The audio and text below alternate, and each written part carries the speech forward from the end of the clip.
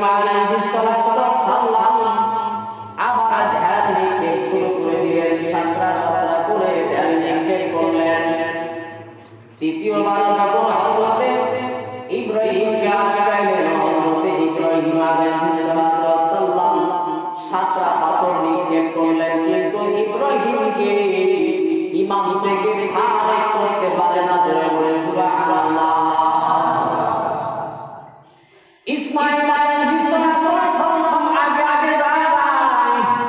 শয়তান মনে মনে চিন্তা করে দেখি ইসমাঈলকে ধোঁকা দেওয়া যায় নাকি। ইসমাঈলের দরবারের মধ্যে চলে যায়, হ্যাঁ ইসমাঈল তুমি তো তোমার বয়স মাত্র 13 বছর। এই 13 বছর বয়সের মধ্যে দুনিয়ার স্বাদ গ্রহণ করতে পারো নাই, দুনিয়ার ভালো মন্দে কোনো পর্যন্ত দেখতে পারো নাই। তোমার বাবা কিন্তু তোমাকে কুরবানি দেওয়ার জন্য আল্লাহ তাআলার রাস্তায় দেওয়ার জন্য যায়, তুমি এখন কি করবা? ইসমাঈল আলাইহিস সালাম ডাক দিয়ে বলে, আমি যদি দুনিয়ার মধ্যে দেখি আমার বাবা যদি আমাকে আল্লাহ তাআলার জন্য কুরবানি করিয়া দেয়, এতে আমার কোনো আফসোস নাই, আল্লাহ রাব্বুল আলামিনের জন্য কুরবানি হতে রাজি আছি। জোরে বলে সুবহানাল্লাহ। ইব্রাহিম আলাইহিস সালাম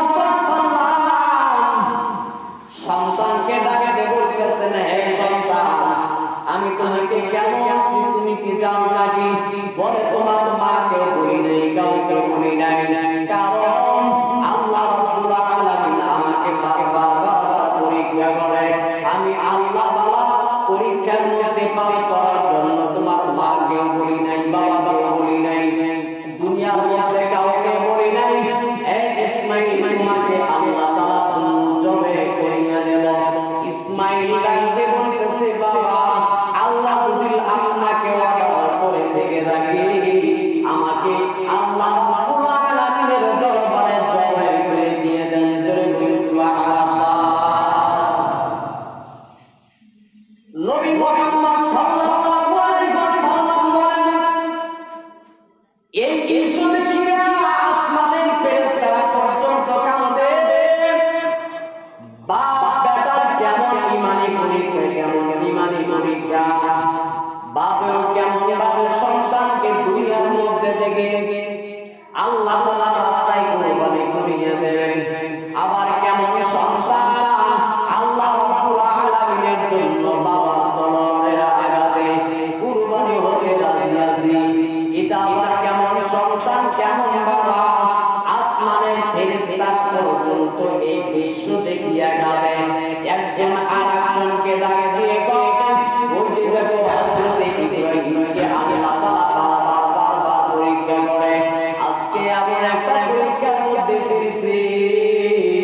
শয়তান বারবার ধোঁকা দিল, তারপর ইব্রাহিমকে কিছুই করতে পারল না।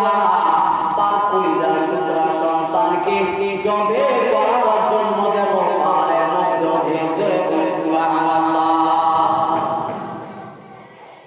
পাহাড়ের মধ্যে যখন নিয়ে যায়, ইসমাঈল আলাইহিস সালাম বাবার চোখের দিকে তাকাইয়া ডাকতে বলতেছেন, বাবা আজকে তো আপনি আমাকে আল্লাহ তাআলার রাস্তায় কুরবানি করিয়ে দেবেন। আমার বাবা আমাকে বড় মহব্বত করেছে, বড় ভালোবেসেছে, আমার কাছ থেকে বিদায় নিয়ে আসতে পারি নাই। আমি যখন কুরবানি হইয়া যাব, বাড়ির মধ্যে যখন চলে যাবে, আর মা যদি বলে আমার ইসমাঈল কই, ইসমাঈল কই, ও বাবা আপনি বলবেন ইসমাঈল নাকি আল্লাহ তাআলার জন্য শহীদ হইয়া গেছে, আল্লাহ তাআলার পরীক্ষার মধ্যে ফেল হয় নাই, পাস করিয়া গেছে। হযরত ইব্রাহিম আলাইহিস সালামের চোখের মধ্যে পানি, আল্লাহ পাক রব্বুল আলামিন হযরত ইব্রাহিমের ঘটনা অনুযায়ী বাংলার দুনিয়ার সমস্ত মানুষকে দেখায় দিছে, ও বান্দারা কেমন ভাবে আমি আল্লাহ তাআলার জন্য কুরবানি করবা, কেমন ভাবে আমি আল্লাহ তাআলার দরবারে কুরবানি করবা, কেমনে আমি আল্লাহ রাব্বুল আলামিনের পরীক্ষার মধ্যে পাস হওয়া যায়, আমি আল্লাহ তাআলা বান্দাকে কেমনে কেমনে পরীক্ষা করি। হযরত ইব্রাহিম আলাইহিস সালাম সন্তান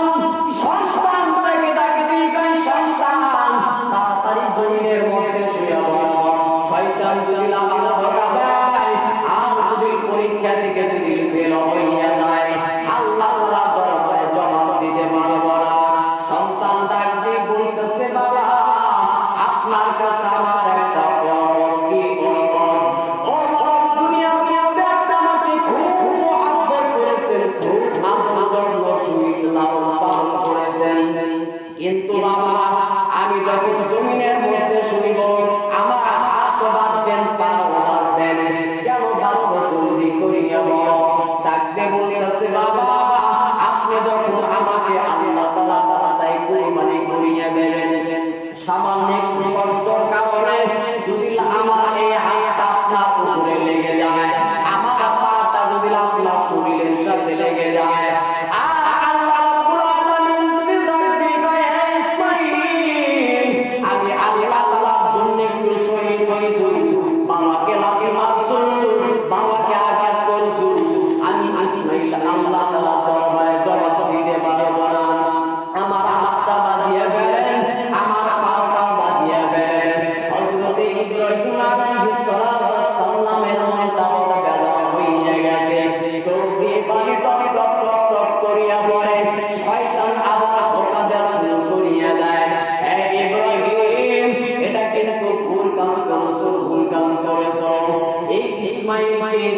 তুমি কুরবানি করতে পারো না ইসমাঈল আলাইহিস সালাম ডাকতে বলতেছে বাবা আমাকে তাড়াতাড়ি আমাকে জবে করে দিয়ে দাও কারণ যদি জবে করার আগে মরণের কোনো গ্যারান্টি নাই আপনি যদি মারা যান আমি না মারা যাই তাহলে কেমন হবে এবারে ডাকতে বলতেছে বাবা এখন আপনি আমার চোখের মধ্যে পড়তে পারলেন আমার চোখের মধ্যে পড়তে চাপা দিয়ে দেন ডাক দিয়ে ভাই চোখ কেন বাঁধবো বলে বাবা আপনি যখন আমাকে যখন কোনটা চালাইবেন আমি যখন আপনার চোখের দিকে তাকায়া থাকবো আপনি যখন আমার চোখের দিকে তাকায়া থাকবেন দুজনের মধ্যে যদি একটু মায়া সৃষ্টি হইয়া যায় আর এই মায়ার জন্য যদি আপনি আমাকে কুরবানি করতে না পারেন আপনিও আল্লাহ তাআলার দরবারে ফেল হইয়া যাবেন আমিও আল্লাহ তাআলার দরবারে ফেল হইয়া যাব আপনিও চোখটা বাঁধেন আমিও চোখটা বাঁধি আমাকে তাড়াতাড়ি কুরবানি দিয়ে দেন জয় বলি সুবহানাল্লাহ এমন আমার সংসার আল্লাহ রাব্বুল আলামিনের জন্য আল্লাহ তাআলার জন্য কুরবানি হওয়ার জন্য প্রস্তুত হইয়া গেলেন একটা সেকেন্ড নাই ইসমাঈলের গলার মধ্যে ছুরি চালায়া দেবেন জিবরাইল আলাইহিস সালামকে আল্লাহ তাআলা ডাক দিয়ে কয় হে জিবরাইল পারাপারে চলিয়া যাও আমার ইসমাঈলকে দেখো আমার জন্য জবাই করে দিচ্ছে কুরবানি করিয়া দিচ্ছে হযরত ইসমাঈল আলাইহিস সালাম আমার জন্মদের জন্ম হইয়া যাচ্ছে তাড়াতাড়ি চলিয়া যাও জিবরাইল আলাইহিস সালাম কিতাবের মধ্যে বলে জিবরাইলের তিনটা গায়ে ঘাম দেওয়া হয়েছিল এত বড় ফেরেশতা এত শক্তিশালী ফেরেশতা হাজার হাজার টাকা এক টাকার উপর ভর করলে আসমান পর্যন্ত যাইতে পারে কিন্তু কিতাবের মধ্যে বলে জিবরাইল আলাইহিস সালামের তিন সময় শরীর দিয়ে ঘাম বের হয়েছিল একটা সময় হযরত নবী মুহাম্মদ সাল্লাল্লাহু আলাইহি ওয়াসাল্লামকে যখন বেঈমানের আল্লাহ সামনে যখন জমিনের মধ্যে পড়া আল্লাহ তাআলা ডাক দিয়ে কয় হে জিবরাইল যাও আমার বন্ধু যেন জমিনের মধ্যে না পড়ে জমিনের মধ্যে যেন না পড়ে জিবরাইল নজর করিয়া দেখে রক্ত তো পড়ে গেছে এখন কোথায় যাব কেমনে যাব যাওয়ার আগে তো রক্তটা পড়ে যাবে জিবরাইল আলাইহিস সালাম সমস্ত শরীরের রক্ত দিয়া ভর করিয়া ঘাম বের করিয়া নবীর কাছে চলিয়া যায় নজর করিয়া দেখি এখনো পর্যন্ত রক্ত জমিনের মধ্যে পড়ে নাই জয় বলি সুবহানাল্লাহ দ্বিতীয় নম্বর জিবরাইল আলাইহিস সালাম ইয়াকুব আলাইহিস সালামের সন্তান কে যখন কূপের মধ্যে যখন ফেলে দেওয়া হয় কূপের মধ্যে আবর্জনা ছিল অনেক রকম কানা ছিল অনেক কিছু ছিল আল্লাহ তাআলা জিবরাইলকে ডাক দিয়ে কয় হে জিবরাইল ওই